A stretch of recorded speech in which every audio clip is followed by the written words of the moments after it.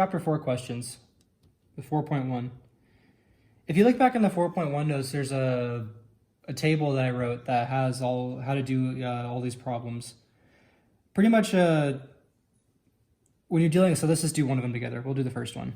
So for number 1, part A, we want to find the end behavior of f of x is equal to minus 3x to the 5 plus 2x squared minus 1. Whenever you're doing these problems, all that matters is whatever is the thing with the biggest exponent and the number that's attached to it. So to find the end behavior, we don't really care about the 2x squared or the minus 1. All we care about is this minus 3 times x to the 5. And whether this exponent is an even or an odd number, or whether this is a positive or a negative number, that's going to depend on the end behavior. So there's a chart that has all those answers in the section 4.1 notes online. So pretty much because the minus 3x to the 5. Because that the power is an odd number and that this number in front is negative, if you look back to the chart in this section 4.1, you'll see that the end behavior is going to look like this. So it's going to go up on the left and then down on the right. So just for the first one, this is going to be the answer. This is the end behavior. All right, so number 2. We want to find the zeros of the function and state the multiplicity of each of them. So both of these are pretty much the same thing. Let's just do number 2, or the first one, part A together. Okay, so here's number 2, and we're going to do part A together. So what we want to do is find the zeros of f of x equal to x squared minus 9 squared, x squared plus 10x plus 21 is equal to 0. Oh, sorry, not equal to 0.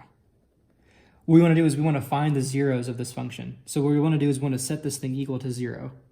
So we're going to set x squared minus 9 squared, x squared plus 10x plus 21 is equal to 0. So we want to solve this equation.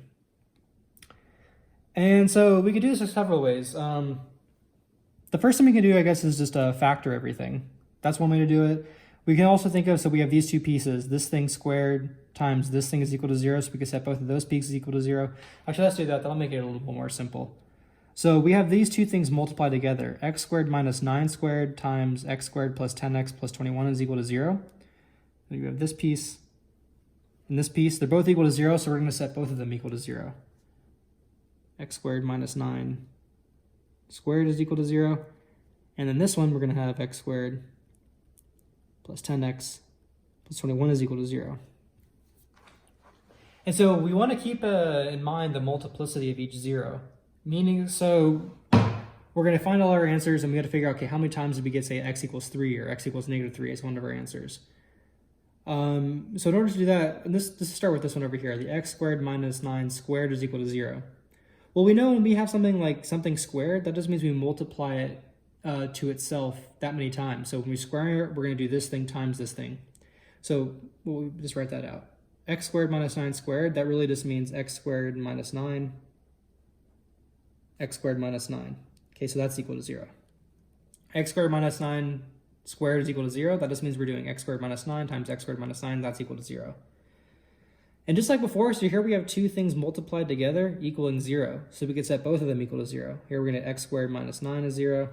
And again, we're going to get x squared minus 9 is 0.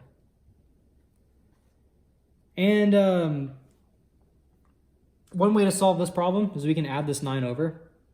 X squared is equal to 9. Then we can square root both sides. So we're going to, x is going to be equal to plus minus 3. Because remember, whenever you square root a number, you get the positive and the negative. So we square the 9, we get plus minus 3. Remember, this is the same exact equation as this one. So from this one as well, too, you're going to get x equals plus minus 3. Here we already solved, this is x squared minus 9 is equal to 0. We added the 9 over, square rooted both sides, x is equal to plus minus 3. This is the same equation, x squared minus 9 is 0, so you're going to get the same answer again. So we get the plus minus 3 for this one, plus minus 3 for this one. And so now we need to, that was only half the problem. We solved this one equal to 0. We also have to solve this one equal to 0. So we're going to start doing that. To solve this equation, let's put a little line here to divide them up. We could factor this left-hand side. So put an x here, an x here. The numbers that multiply up to 21 and then add up to 10, that's going to be a plus 3 and plus 7. 3 times 7 is 21, and then 3 plus 7 is 10. So then solve these ones. We're going to get this equal to 0, so x is minus 3. This is equal to 0, so x is equal to minus 7. So here's all our answers. So we get 3 minus 3, again 3 minus 3, here's a minus 3 and a minus 7. So now we need to figure out what are all their multiplicities. So let's just start with the first one, x equals 3. So how many times did we get x equals 3 as an answer? So we got 3 right here, we have a plus 3. We got 3 right here, there's a plus 3, and that's it. So this with a multiplicity of 2. Because we got x equals 3, but we had it twice, here and then also here. The next one we had, so let's do x equals minus 3. So we got x equals minus 3, and how many times did we get that one? So here's a minus 3 here, here's a minus 3 here, and here's a minus 3 here, so 3 times. So with multiplicity of 3. And the last one is minus 7, we got it once, so x equals minus 7 with multiplicity 1.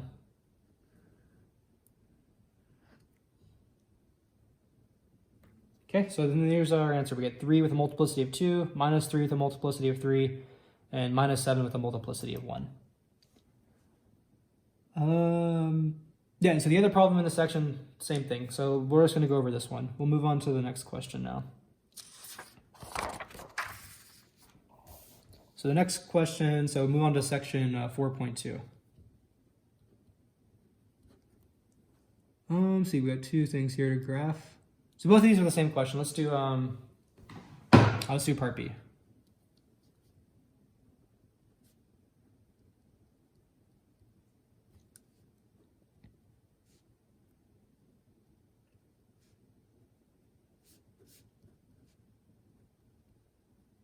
Okay, so here's our equation, x squared plus 2x minus 8, and then x minus 7. And we want to sketch the graph of this function. So what we want to do, there's a sequence of steps to graph equations that look like this. And the first step is always to, is to find the zeros. So we want to figure out where is g of x equal to 0. So we're going to set this thing equal to 0.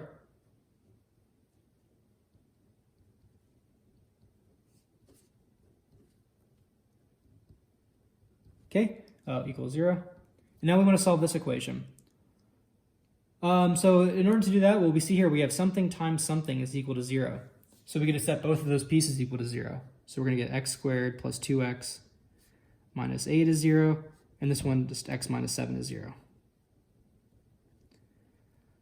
All right, and this one's easy to solve. Just add the 7 over, x is equal to 7. So here's one of our zeros. Now to solve for this one, we got to factor this. So x equals 0. The numbers that multiply up to the minus 8 and then add up to the 2, that's going to be plus 4 minus 2. Okay, 4 times minus 2 is minus 8. 4 plus negative 2 is positive 2. And then solving this equation for 0, so set this piece equal to 0, we get x is minus 4. Set that piece equal to 0, we're going to get x is 2. Okay, so that's always the first step that, there's boxes around these. So that's the first step when you're graphing the problems that look like this, is to find the zeros. And now once we find the zeros, we do 2 things with them. We can do that over to the side. So we put them onto a number line. So minus 4, 2, and then 7. And at the same time, we'll draw a graph and then put them onto the x-axis. So here's minus 4, here's 2, and here's 7. And then we put closed dots on the graph. Doesn't really matter too much in these type of problems if we put open or closed dots here. That's not, the number line doesn't really, that's not going to affect our answer or not anything. So once we have this step done, so we found our zeros, we put the zeros onto a number line, and we also put the zeros onto our graph. What we have to do is pick points in each of these sections to plug into our equation and see if it's going to be a positive or a negative number. So we pick something to the left of -4, so we could choose -10. In between -4 and 2, we could choose 0. In between 2 and 7, we can choose 3. And bigger than 7, so we could choose, say, 10. And so now we need to plug this into g. Let's write this down. So g of x again. We want to plug it into the function. So it's x squared plus 2x minus 8, x minus 7. But when we plug these in, we want to plug it into g of x when it's completely factored. So we can do one more step. And we already factored this a second ago. We factored this piece into x plus 4, x minus 2. So we're going to write that like that. This piece right here is the same thing as x plus 4, x minus 2, and x minus 7.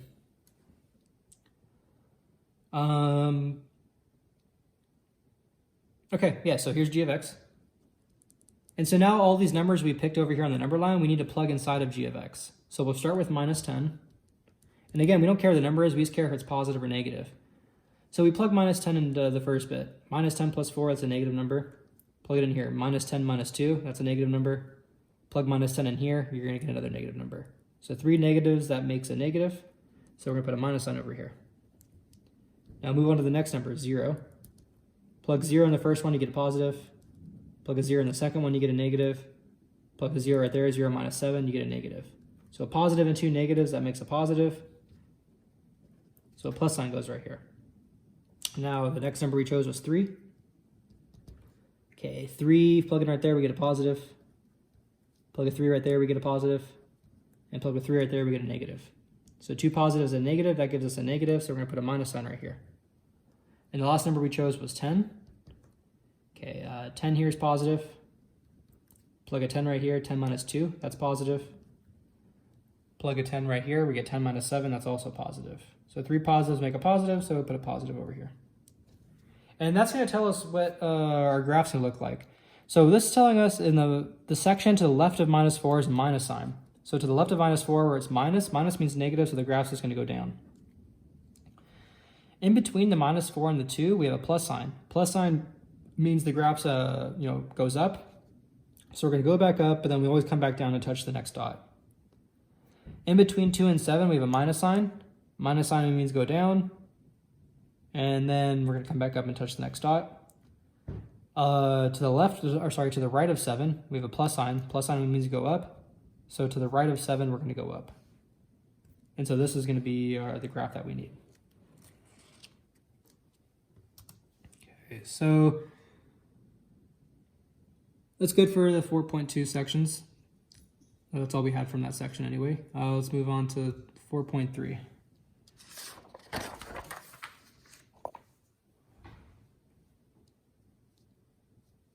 Okay, it's 4.3.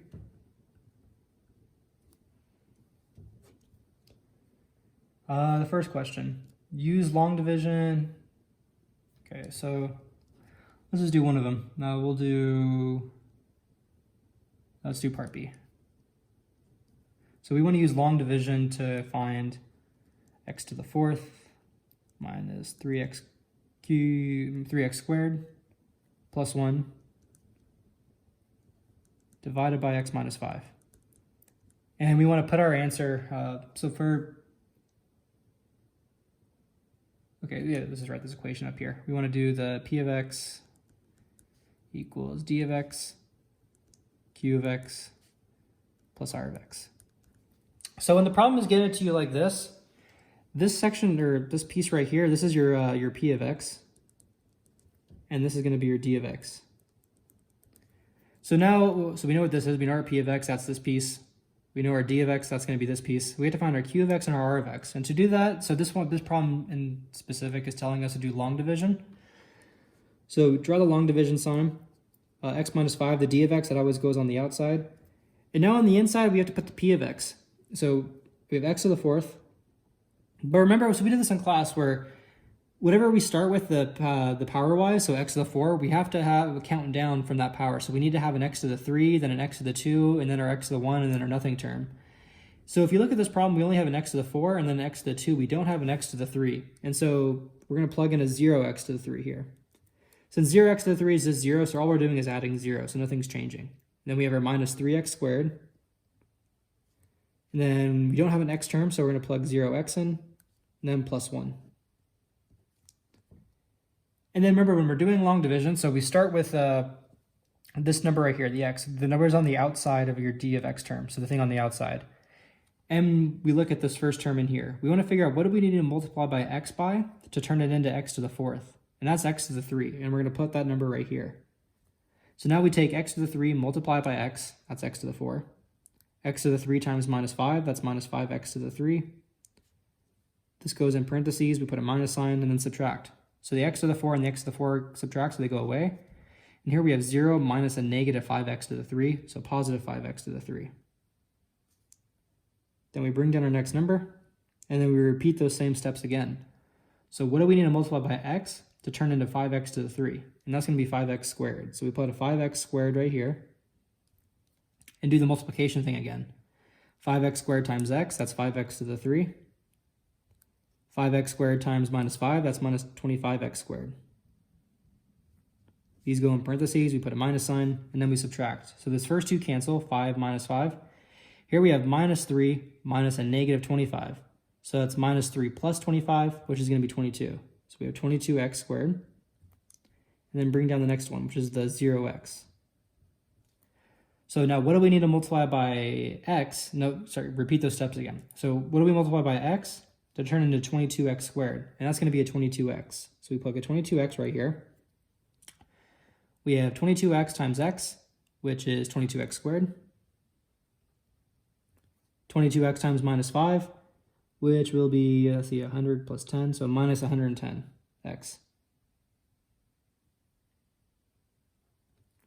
Just goes in parentheses, put a minus sign, and do subtraction again. For 22 minus 22 go away, and here we have 0 minus a negative 110, so a positive 110. Okay, and then bring down the last number, so plus 1. And then again, we repeat those steps. So what do we have to multiply by x to turn into 110x? That's going to be 110. And sorry, yeah, then we do the multiplication and like repeat the same steps we've been doing. What do we have to multiply by? Oh wait, we just did that. Yeah, so we have to multiply by x to turn into 110. X, that's 110. So now we take this 110 and multiply by these two pieces, and that goes down here. So 110 times x, that's 110x. 110 times minus 5, that will be negative 550. Yeah, negative 550. That goes in there, minus sign. So the 110 minus 110, that goes away. And here we have 1 minus a negative 550. So 1 plus 550, so 551. And there's nothing else to bring down, so this is going to be where we stop. This number that ends up being on top, that's going to be the q of x, and the number on the bottom, that ends up being the r of x. So our q of x, the thing on the top is going to be x to the 3 plus 5x squared plus 22x plus 110. The r of x is the piece on the bottom, 551. And then so say if we wanted to plug everything into this equation, we would have our p of x. So that's given to us. That was this piece right here. So x to the 4th minus 3x squared plus 1 equals, so d of x times q of x. D of x, again, that was given to us. That's this piece. So x minus 5. Now q of x, we just found that. That's this piece.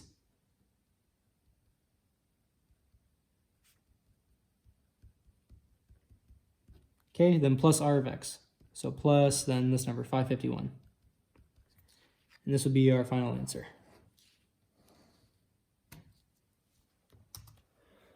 Okay, so this next one, we're going to do pretty much a similar problem, but using synthetic division. And I think synthetic division is much easier. This sort of takes a long time to do.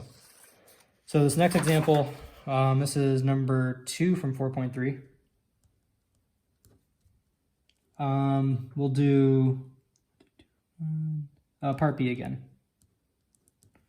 So we want to do the same thing, do the p of x is equal to q of x, d of x, plus r of x. And then we're given that part B, this one. So x to the fourth minus 2x cubed plus x plus 2 divided by x minus 2. Okay, so just like before, this thing on the left, that's your p of x. And the thing on the right, that's your d of x. And so now we want to use synthetic division. The previous problem we used long division. When doing synthetic division, first we just draw our synthetic division sign. And then, so we're going to put some numbers over here and then some numbers in this section right here.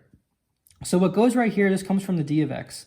And so here we have an x minus a 2. You always put the opposite of the number right here. So if you have a minus 2, we're going to put a positive 2 on this side.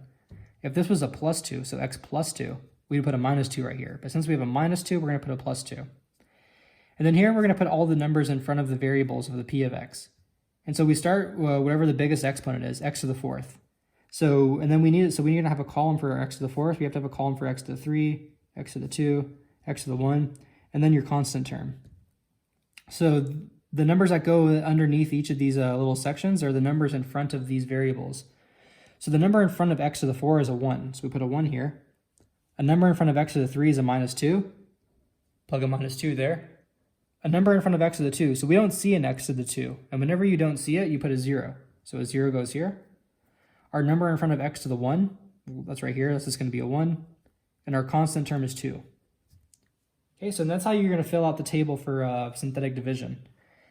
And so now we have to do the synthetic division steps. So you start by taking this first number, just write it down here, 1. Then we do 2 times 1, which is 2, and put it right here. Add these two numbers, you get 0. Then we do multiplication again. 2 times 0 is 0. A 0 goes here. Add those two numbers, you get 0. 2 times 0, again, is 0. Add those two numbers, you get 1. 2 times 1 is 2. Add these numbers, you get 4. And this last number we always put off in a little box like this. And so now so this section right here, that tells us what our q of x is going to be. And this section is always going to be our r of x. So this number in the box, already we're just going to say r of x is equal to 4. This last number, that's always going to be the remainder. Now here, this is going to tell us what the numbers are in front of the variables in the q of x. But we always start, so here we have an x to the 4, 3, 2, 1. So we're going to start with 1 less. So instead of starting with a 4 down here, we start with a 3. So this is going to be x to the 3, x to the 2, x to the 1, and then your constant term. And these are going to be the numbers in front of them. So we're going to have a 1 in front of the x to the 3. So our q of x will have, say, we'll just write everything out. We have 1 x to the 3. We're going to have a 0 x squared, a 0 x, and our constant term is going to be 1. So that simplifies just 1 times x to the 3. That's just x to the 3. 0, 0, and then we have our plus 1. So here's our q of x. Here's our r of x. So now let's fill out this equation. Our p of x, that was given to us. X to the 4 minus 2x cubed plus x plus 2. Not 12, sorry, plus 2. Equals q of x, that's this piece. X to the 3 plus 1. And then d of x, that's x minus 2. And then plus r of x is 4. Okay, so again, here's our p of x, the q of x, d of x, and then your r of x. Okay, so let's move on to the last question from this section. So question number 3.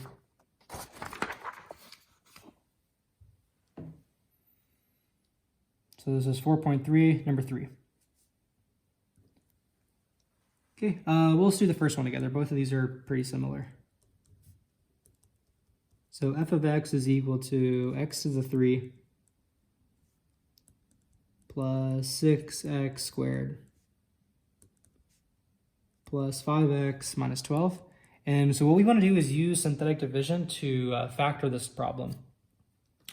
And so there was a sequence of steps that we had, if you look back into the 4.3 notes, we did some problems like this. What we want to do is, so use this formula, that p of x is equal to d of x, q of x, plus r of x. And the whole goal is to find a d of x that if we do that division thing with, so this is going to be our p of x. So we want to find a d of x that if we do like long division with, our remainder is going to be 0, meaning that we factored this into this thing times this thing. And so we said how we do that was, so we plug in these numbers, 0, plus minus 1, plus minus 2, plus minus 3. So our goal is we start from here. We're going to plug in 0 and see if we get, we want to keep plugging in these numbers until we find a number that makes this thing 0. And then what we're going to do is use synthetic division with that, that number, and that's going to help us to figure out how to factor these two things, or factor p of x into these two things. Okay, so let's start with 0. So the first thing we have to do is just pick one of these. We start here at the smallest one, plug it into f of x and see what we get. We want to get 0. We're going to stop once we find one that is 0. So we plug in 0 here, we're going to get 0 plus 6 times 0, which is 0, plus 5 times 0, which is 0, then minus 12. That doesn't equal 0, so we have to move on. Let's try positive 1. Okay, we plug in positive 1, so what's f of 1 going to be? 1 to the third power, that's just 1. Then we have 6 times 1, so just 6. 5 times 1, that's going to be 5, and then minus 12. This actually does equal 0. Okay, so we're going to stop right here. We found one that gives us 0. So what that means is what we're going to do is synthetic division with this number. So 1. And then we're going to plug our p of x into here. So our p of x is this, x to the 3, x squared plus 5x minus 12.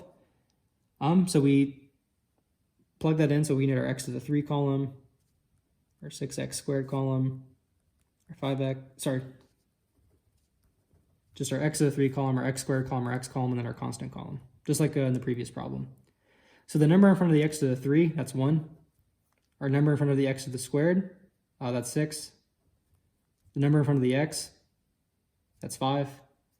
And then the constant is going to be minus 12. All right, and then we start doing synthetic division. So the first step is always bring down that first number, 1. Do 1 times 1, which is 1. Put that here.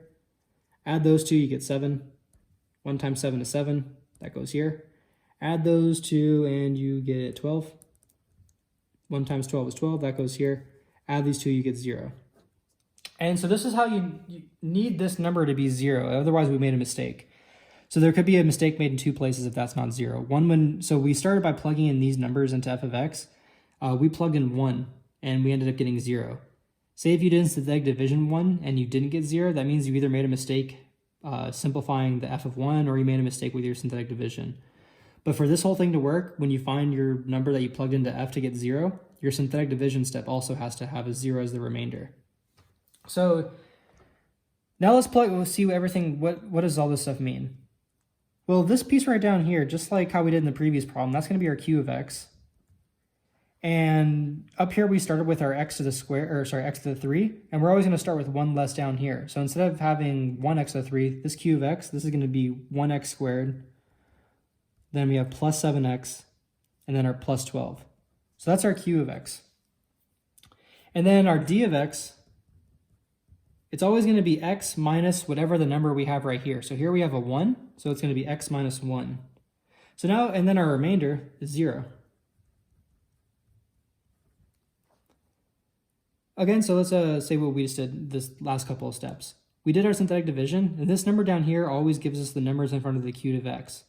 And just like in the previous problem, you always start with the variable 1 less than you have up here. So here we have an x to the 3 column, so this is going to be your x to the 2 column, your x to the 1 column, and then the constant. So we have 1x squared, 7x, and then just 12. And then your d of x is always x minus whatever this number's up here, so x minus 1. And the remainder is this thing, which is going to be 0. And so now if we plug that into this formula up here, so our p of x, x cubed plus 6x squared plus 5x minus 12 is equal to d of x, which is x minus 1.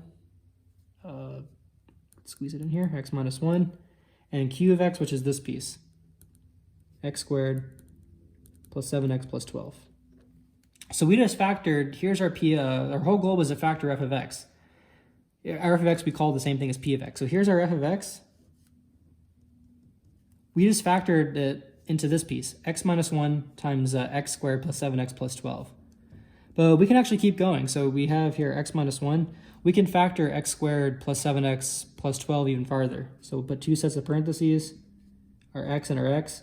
We just need to find numbers that multiply up to 12 and add up to 3, and that's going to be 4 and 3. So plus 4 and plus 3. So then this right here is going to be our final answer.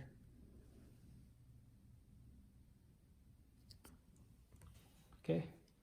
So let's move on to the next question. So that's it from 4.3. 4.6.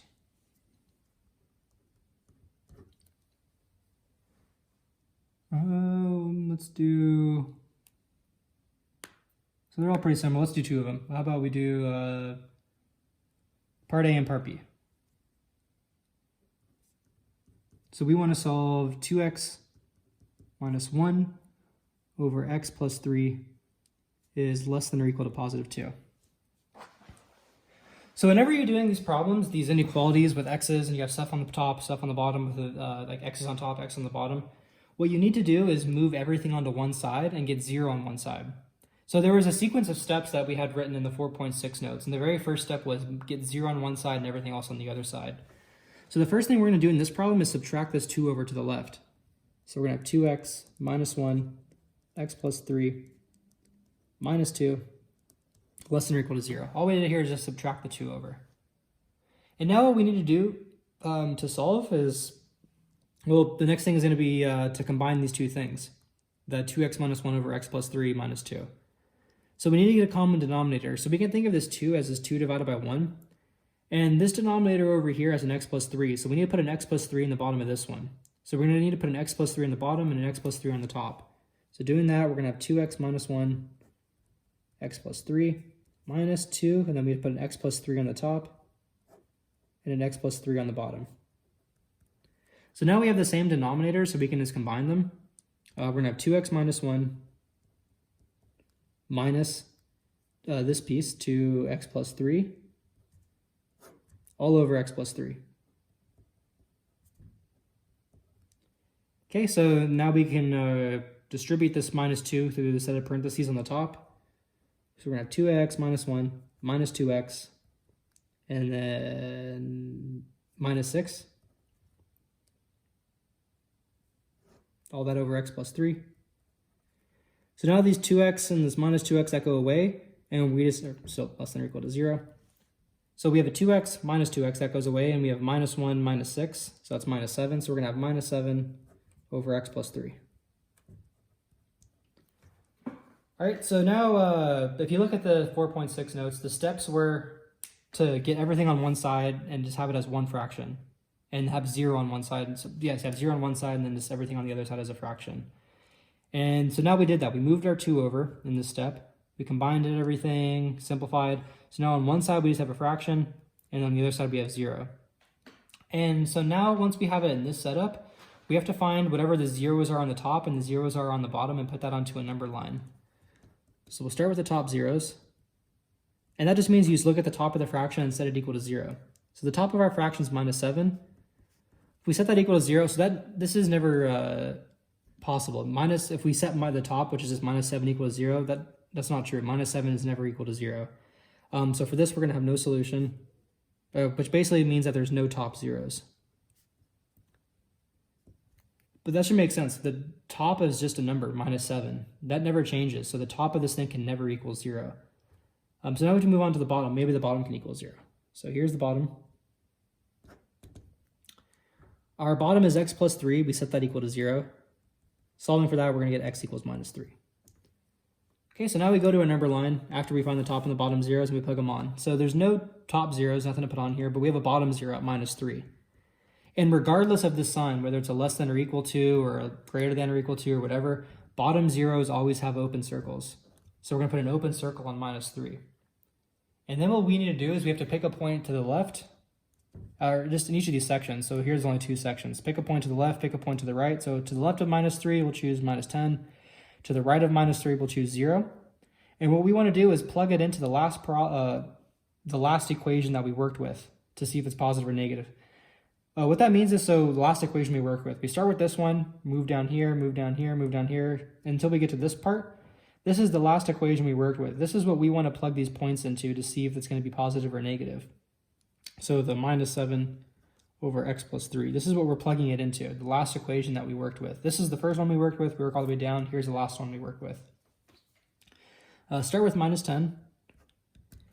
So you plug minus 10 into this. Well, the top's always going to be negative 7. So the top's going to be negative. If we plug minus 10 into the bottom, so we have minus 10 plus 3, that's also negative. So that's going to be positive. So this section, that's going to be a positive number. Now, say if we plug in 0, again, the top's always going to be negative. We have 0 plus 3, that's positive. So a negative divided by positive, that's going to be a negative. Okay, so we filled out our number line. So now we want to, that's going to be enough to figure out our answer. So we look at the last thing we worked with. We want to know, when is this thing less than or equal to 0? Less than or equal to 0, that tells us we want negative. So we're going to shade in the negative section. If this was bigger than or equal to 0, we'd want the positive section. But since this says less than 0, those are all the negative numbers, so we're going to shade in all of our negative sections. So we only have one negative section, it's this one, and it's going to be minus 3 all the way up to infinity. Again, so if that was bigger than or equal to 0, we'd want to do the positive sections. But it's not. We want less than or equal to 0, so we do the negative sections. Okay, let's do the next one together. So this is 4.6. We're going to do part B together. So x squared minus 7x minus 18 bigger than 0. So if you have the 4.6 notes open, there's the sequence of steps. The first thing is to get 0 on one side, and that's already done for us. The second step was then to combine everything as one fraction. And that step really only applies when you have fractions. If you look in this problem, there's no fractions. So there's no common denominators, no combining anything like that. So that's going to be done for us. And the third step says set the top equal to 0 and the bottom equal to 0. But in this problem, it doesn't really look like there is a top or a bottom. But we can always think of this piece, this x squared minus 7x minus 18, is that whole thing divided by 1. So now we do have a top and a bottom. Our top is this and our bottom is 1.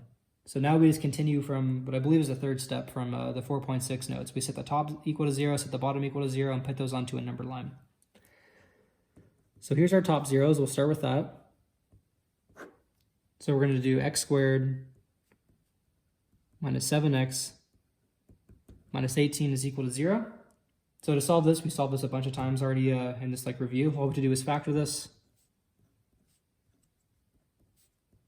So the numbers that multiply up to minus 18 and then add up to minus 7, so that's going to be minus 9 and plus 2. Since minus 9 times positive 2 is minus 18, and minus 9 plus 2 is minus 7. Okay, so this one we're just going to get x is 9, and here we're going to get x is minus 2. Now for the bottom zeros,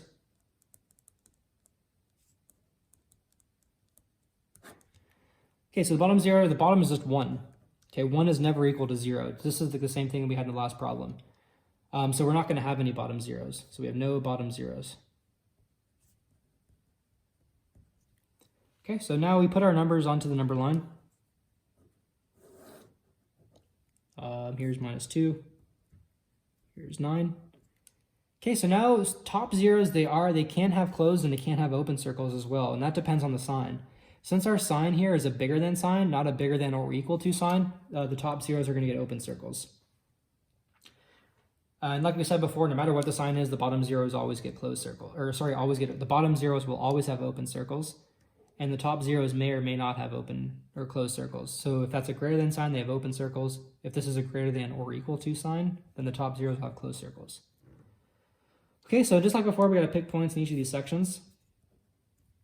Okay, to the left of minus 2, we'll choose minus 4. In between minus 2 and 9, we could choose 0. Bigger than 9, we could choose 11. And like in the last problem, we said we want to plug these numbers into the last equation that we worked with. And we never changed it. Always did have this first equation. So this is what we're going to plug them into, the x squared minus 7x minus 18. But really, we don't want to plug it into this one. We want to plug it into the factored version. So we factored this a second ago up here. We factor this into x minus 9, x plus 2. So we want to plug these numbers into this one, just because it's going to be easier to see if it's positive or negative. So we'll start with minus 4. Plugging in minus 4 here, we get minus 4 minus 9, which is a negative number. And then minus 4 plus 2, that's a negative number, a negative number. So two negatives make a positive, so over here we're going to be positive. And when we plug in 0, 0 minus 9 is negative, 0 plus 2 is positive. That's going to be negative, so we're negative right here. Plug in 11, we get 11 minus 9, that's positive. 11 plus 2, that's positive. Two positives make a positive, so put a plus sign. Okay, so now what are we looking for? We're looking for this thing bigger than 0. So bigger than 0 means plus. So we're going to shade in all of our plus sections.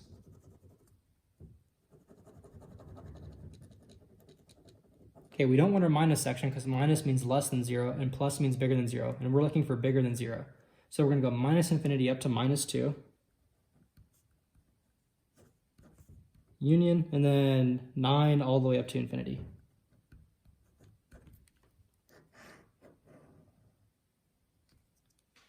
Okay, and so that's the last question that we need for the chapter 4 stuff.